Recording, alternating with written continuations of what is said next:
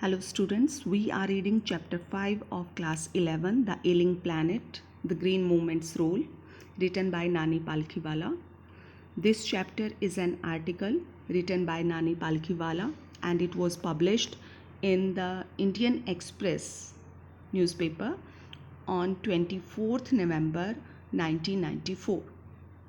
This chapter raises some questions and focuses on the factors which are responsible for the declining health of the earth.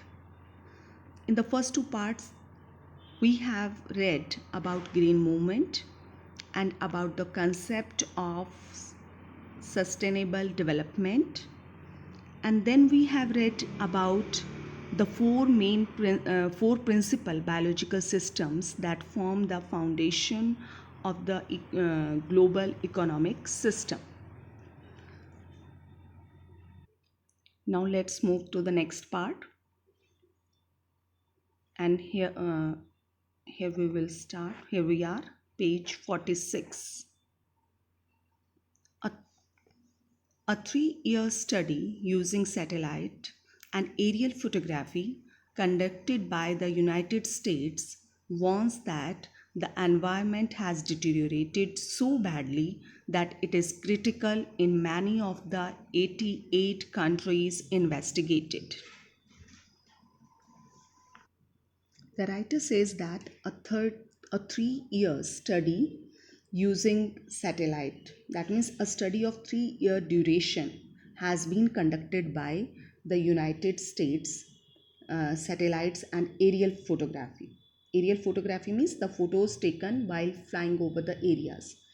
So with the help of satellites and with the help of aerial photography, United States has conducted a study of 3-year duration, and it has been used, that means all these things have been used in this study: satellites and aerial photography. So we can say it has studied condition of 88 countries, and the study says that in most of these countries condition of environment has been damaged severely. Critical means severely. So we can say that it has reached the critical stage. The environment has got so bad that in 88 countries it has reached the critical stage. So the environment has been damaged severely, seriously. There can be no doubts that the growth of world population is one of the strongest factors distorting the future of human society. So what is the main reason? Growth of world population at such a fast rate is one of the strongest reasons behind the distortion, that means behind the damage, behind the deforming of the future of mankind. Right? So we can say the increase in population of the world is the biggest reason in damaging future of human society or future of mankind. It took mankind more than 1,000,000 years to reach the first billion. So the population in 1 billion years, population of the world reached 1 billion. And that was the world population around the year 1800. So that population reached this number around the year 1800. So we can say it took more than 1,000,000 years to reach the first billion population. And then in the next 100 years, the population number increased by the next billion numbers. Right? So by the year 1900, a second billion was added, and the 20th century has added another 3.7 billion. The present world population is estimated at 5.7 billion. Every 4 days, the world population increases by 1 million. So from 1800 to 1900, population increased by 1 more billion. Thus, in 1900, the world population became 2 million. It's 2 billion, sorry. At present, world population is about 5.7 billion. So, world population increases by 1 million in 4 days, right? So, in this way, we can say the case is of the population increasing by 1 billion every 4 days. In the at a past rate, at a past speed or pace, we can say the growth of world population is going on. Now, fertility falls as incomes rise, education spreads, and health improves. So, when income rises, education spreads, health improves, and the rate of increase of population reduces. How? Because now people are becoming aware of that, and that's why fertility falls. We can say that means they are aware of the harm effects of population growth. That means development is the best possible solution for overpopulation. It can help in reduction in fertility and rise in income. So to spread more education and improvement in health. Thus, development is the best contraceptive. Contraceptive is the method to prevent population increase. So we can say the development of the society is the best method to reduce rate of population increase. But development itself may not be possible if the present increase in number continues. But if the number of people goes on increasing, this development of society may not be possible. So it may not help in attending, or we can say getting any kind of development.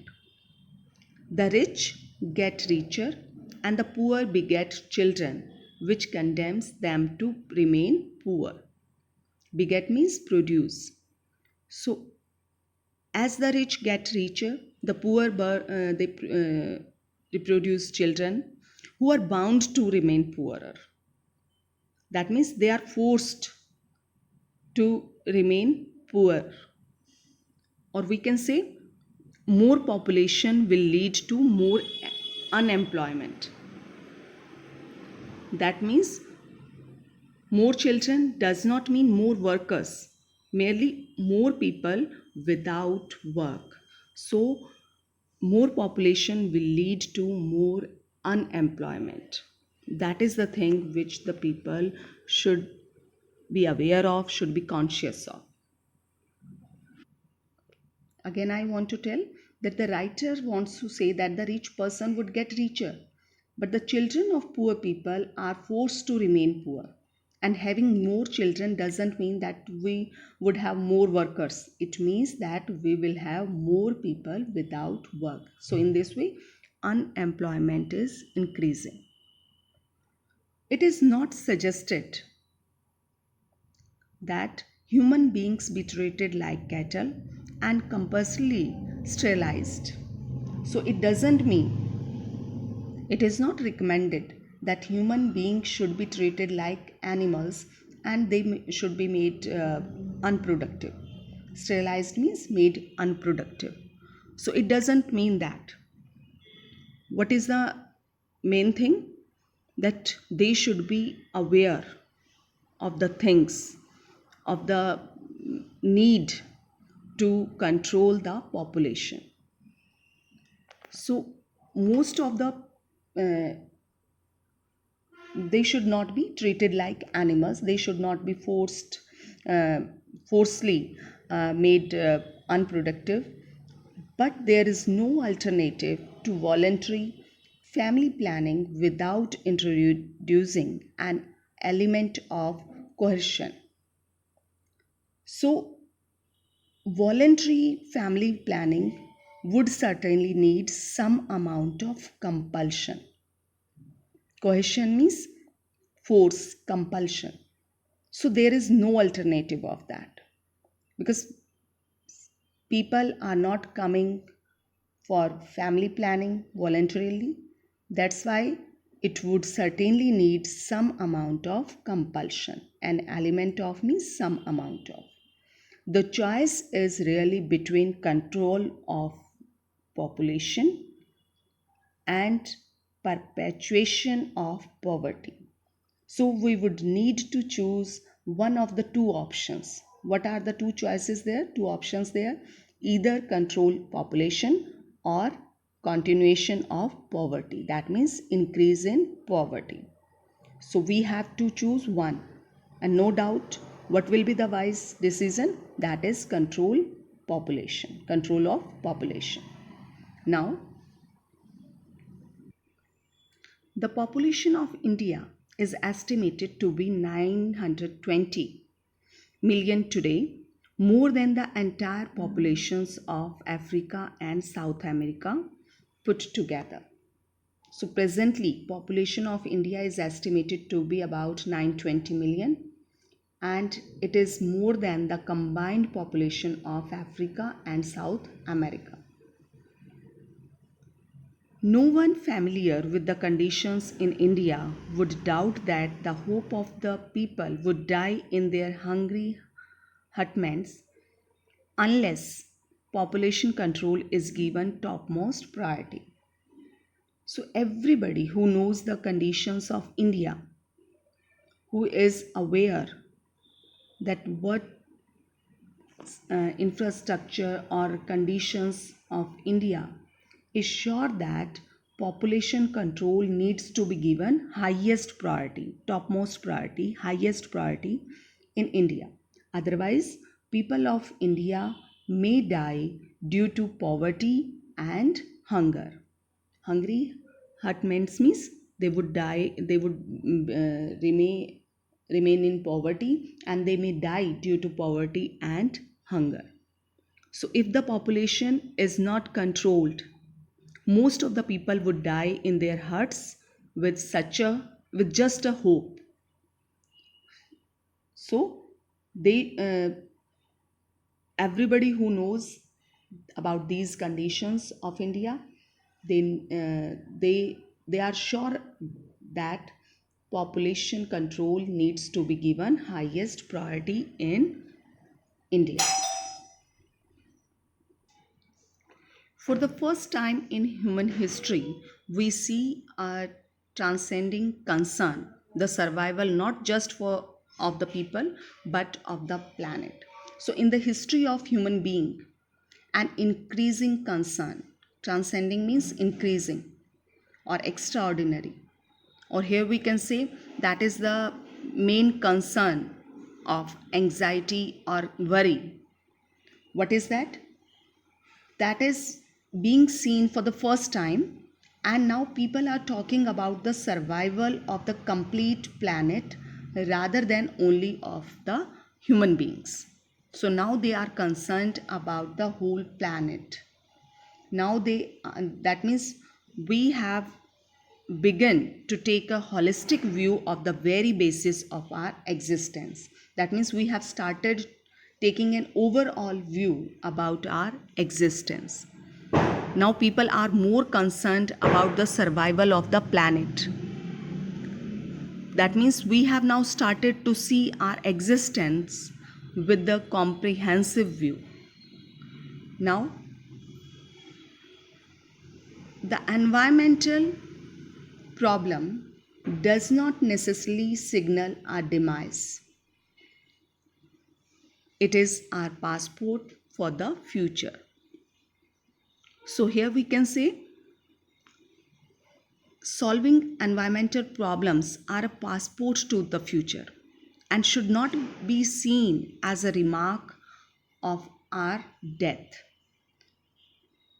The writer wants to say that the present problem of the environment may not definitely mean that all human beings will be eliminated from the earth, but the environment is the path or key for our future, right? So this growing, this emerging, this growing, this developing new world vision has ushered in the era of responsibility. So, this growing new thought, what is that new thought? That now we are concerned about the whole planet. Now we are aware of the environmental problems. Now we are just able to see that the world as a whole and not as different parts.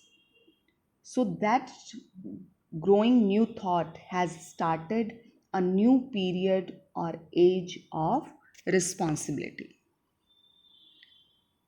It is a holistic view, an ecological view, seeing the world as an integrated whole rather than a dissociated collection of parts.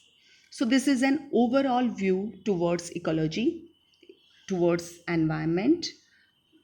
It is about considering the complete world as one instead of the collection of separate parts.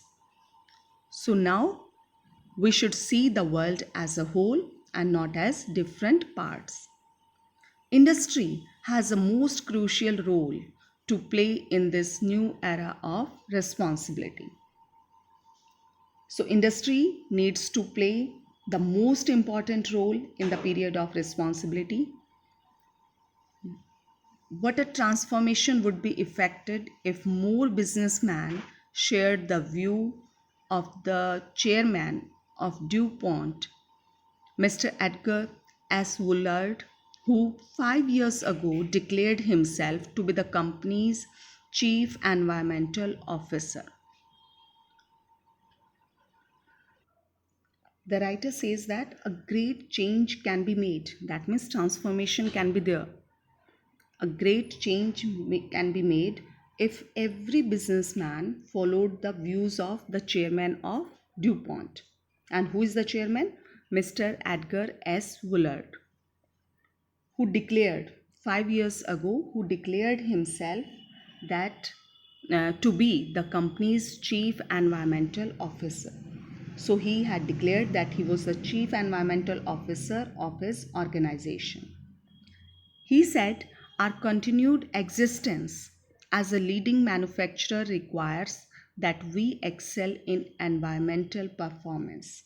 So he said that to continue to exist as the prominent, or we can say leading manufacturer, it was necessary to do excellent work in the environmental aspects also. So he has just showed his duties. He has showed his duties towards his responsibility towards environment. And he also wants that everyone should follow him. Everyone should have that responsibility. And that's why he declared himself as the chief environmental officer. And that change can bring a great change. Of all the statements made by Margaret Thatcher during the years of her prime ministership, none has passed so decisively into the current coin of English uses as her felicitous words.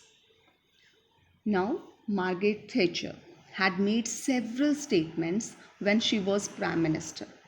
One of her statements is considered as the most appropriate statement in English language about environment. And what she said? She said, no generation has a free hold on this earth. All we have is a life tenancy with the full repairing lease. So she said, nobody is the owner of this earth. We all have come here as a tenant.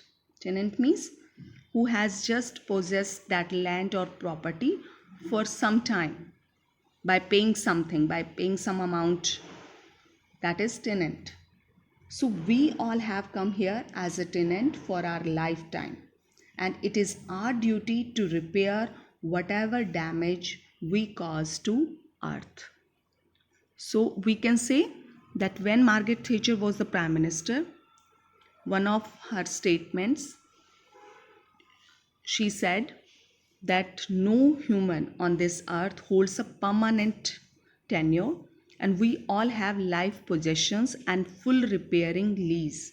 That means we have to repair, it is our duty to repair whatever damage we cause to earth. Now, in the words of Mr. Lester Brown, we have not inherited this earth from our forefathers, we have borrowed it from our children. Mr. Lester Brown has said that we have not received this earth from our ancestors as our own property. We have borrowed it from our children, and we must return it to them in good condition. And that is only possible if we are showing our responsibility towards the principal foundations of the biological system, right?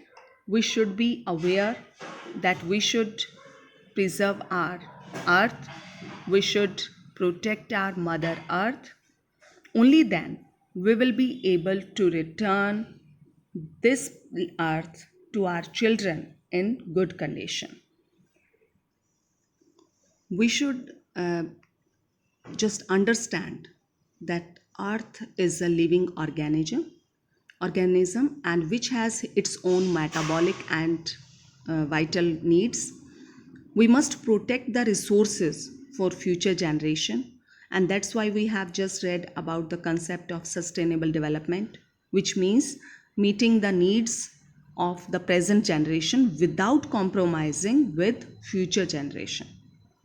That's why the earth resources should be utilized in a way that doesn't affect the future, that doesn't affect the needs of the future generation. Only then we will be able to perform our duties towards Mother Earth, towards the environment. I hope everyone is able to understand this. Thank you. Have a good day.